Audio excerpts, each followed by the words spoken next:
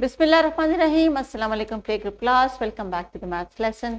ये टीचर्स, आज है हमारा कॉन्सेप्ट का डे नंबर 3, यानी आज बच्चे इनसाइड एंड आउटसाइड को डे 3 में करेंगे discuss with their examples, with their experience and they will share their short sentences. और आज की जो एक्टिविटी है डियर टीचर्स, वो है about the application of the concept inside and outside, and they will do some reading, and if you have prepared some writing activities यानी कोई colouring की एक्टिविटीज जिससे आपने इनको आइडेंटिफाई करवाना है कि इनसाइड का और आउटसाइड का जो है वो क्या डिफरेंस है। याद रखिए, इस राइटिंग का मतलब ये नहीं है कि आप उनसे इनसाइड और आउटसाइड के स्पेलिंग्स याद करवा रही हैं। इस राइटिंग का मतलब ये है कि अगर आपने कोई वर्कशीट या कोई एक्टिविटी दी है जिसमें उन्होंने कलर करके आपको बताना है या कोई टिक मार्क करके या क्रॉस करके बताना है कि ये इनसाइड है और ये आउटसाइड है, वो तो ठीक है, उसका मतलब ये है कि उनको इसकी अंडरस्टैंडिंग हो गई है, लेकिन ये जो डिस्क्राइब है ये तो उनको बोल के ही आएगा। इसलिए आपने जो भी एक्टिविटी प्लान की है जरूर कीजिए उनके साथ, लेकिन उनसे कहें कि अपने अल्फाज में इन वर्ड्स को एक्सप्लेन भी करें। तो आइए बच्चों, किताब का सफ़ा देखिए और ये बताइए, ये पेज आपकी बुक में अगर है तो इस पे आपको क्या लगता है आज की एक्टिविटी क्या होगी। आज की हमारी एक्टिविटी है about telling the teacher your understanding of inside and outside. So teachers, इस एक्टिविटी में बच्चों ने टिक लगाना है और क्रॉस लगाना है। ये भी राइटिंग में ही कंसिडर होता है क्योंकि कोई ना कोई ये चीज़ आपको उसके थ्रू एक्सप्लेन कर रहे हैं। लेकिन पिक्चर चूंकि किताब में इतनी ही दी जा सकती है कि बच्चों से सिर्फ आप आइडिया ले लें, लेकिन ज़्यादा मटीरियल और चीज़ें तो आपके पास मौजूद हैं, आपने उनको यूज़ करना है।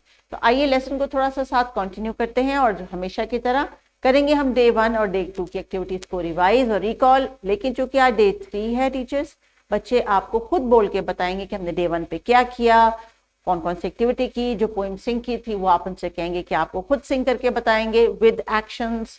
और फिर अगर उन्हें कोई डेमोन्स्ट्रेशन देनी है आपको साइंस कॉर्नर के मटेरियल से तो वो भी देंगे और खूब अच्छे तरीके से आपने। तो टीचर्स, आपके पास एक कॉन्सेप्ट के लिए 3 दिन इसीलिए हैं कि अगर आपने क्लास में ऑब्वियसली हर बच्चे से रिस्पॉन्स लेना है, तो अगर आपकी क्लास में 30 बच्चे हैं तो पहले 10 जो बच्चे हैं आपको पहले दिन रिस्पॉन्ड करेक्ट कर देंगे, दूसरे सेकंड डे और तीसरे थर्ड डे, और फिर थर्ड डे के एंड पे आप पूरी क्लास से एज अ होल सेटिस्फाई हो सकती हैं कि हर बच्चे ने आपको जो रिस्पॉन्स दिया है।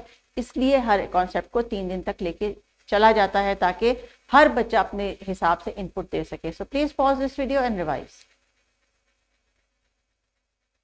आइए बच्चों, आपने रिविजन कर ली, अब देखते हैं कि क्या आपको याद है इसमें से। इनसाइड एंड आउटसाइड में अब आपने मुझे एक छोटा सा सेंटेंस बोल के बताना है। Look at picture A and this is picture B. आप इस पिक्चर को देख के कैसे एक्सप्लेन करेंगे एक सेंटेंस में? This rabbit is inside the hat. Rabbit हो हैट, सीखा था ना हमने? Good. So the rabbit is inside the hat. Rabbit, her hat. Then in this picture, this rabbit is outside the hat, her hat.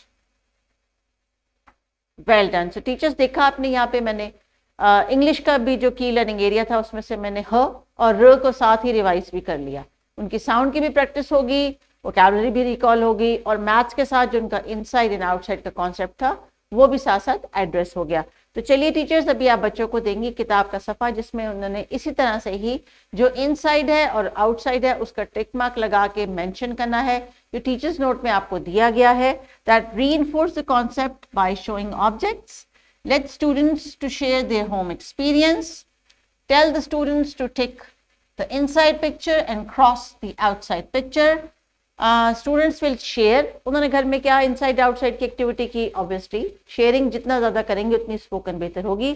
उसके बाद आप उन्हें देंगे ये किताब का सफ़ा जिस पे वो अकॉर्डिंगली निशान भी लगाएंगे और फिर वर्बली आपको बोल के भी बताएंगे। तो इसके लिए आपको टीचर्स हर बच्चे के पास जाना पड़ेगा to get the response. So let's wrap up the lesson teachers. Develop के बाद डिस्क्राइब का लेवल, मुझे उम्मीद है कि 3 दिन की मुख्तलिफ एक्टिविटीज़ के बाद अब तो बच्चे कुछ ना कुछ एक्सप्लेन कर ही सकते हैं in their own words using inside and outside. याद रखिए, इंग्लिश इनकी फर्स्ट लैंग्वेज नहीं है, हो सकता है सेकंड, थर्ड और फोर्थ लैंग्वेज हो। तो इतनी जो लैंग्वेज आपसे डिस्टेंस पे होती है उसको करीब करने के लिए, अंडरस्टैंड करने के लिए, उसका मफहूम समझने के लिए प्रैक्टिसेस की जरूरत होती है। तो चलिए एक छोटी सी और आउटडोर की एक्टिविटी रेकमेंड कर रही हूँ। बच्चों आपने इस एक्टिविटी में क्या करना है, आपका क्या ख्याल है? आपको टीचर देंगे एक छोटी सी बकेट और कुछ प्लास्टिक के balls, so you will throw it inside the bucket और देखते हैं कि दूर से खड़े होकर किसका बॉल बकेट के अंदर जाता है।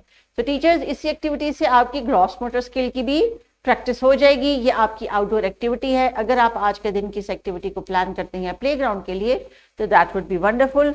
Worksheet, another practice worksheet in the description box for you. Idea ले लीजिए, वर्कशीट प्रिंट करके दे दीजिए जैसे आपको मुनासिब लगता है। ये आपका रिसोर्स है। याद रखिए 3 दिन जब आप किसी कॉन्सेप्ट को बच्चों को थ्रू गेम्स एंड एक्टिविटीज करवा रहे हैं तो देयर इज नो वेयर कि हर बच्चे को ना समझ आई हो, एंड देयर इज नो वे कि हर बच्चा एक छोटे से सेंटेंस में अपनी बात आसान तरीके से आपको समझा ना सके। So please focus on the spoken skills and make sure कि एक छोटा सा इंग्लिश का सेंटेंस तो वो बोलना सीख ही लें कॉन्सेप्ट को लेके। So please continue, take care, अल्लाह हाफिज।